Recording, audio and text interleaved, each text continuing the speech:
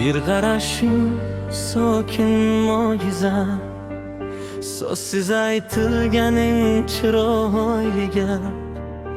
Yuragimga tushding sezdirmay, jim kelib butun borliqimni egallar.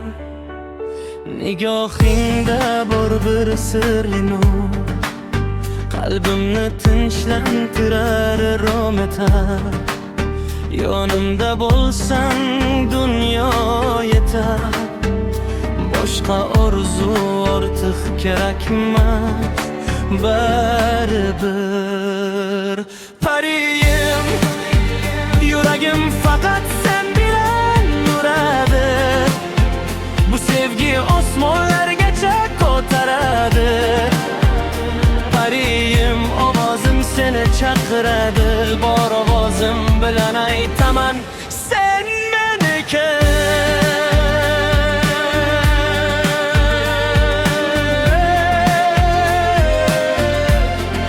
Sen meniki.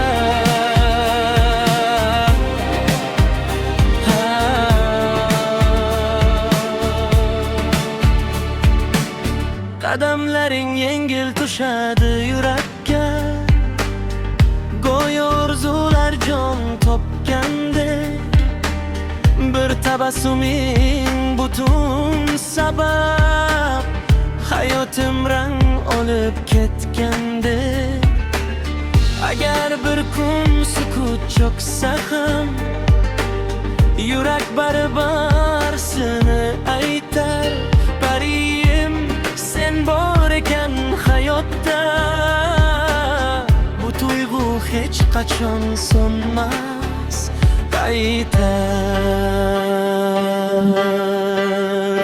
Pariyim, yuragim faqat sen bilan uradi, bu sevgi osmonlargacha ko'taradi. Pariyim, ovozim seni chaqiradi, bor ovozim bilan aytaman, sen meniki.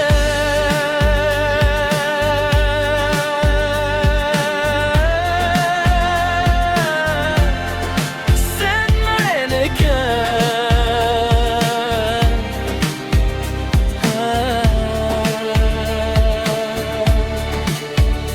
Pariyim, yuragim faqat sen bilan uradi, bu sevgi osmonlargacha ko'taradi.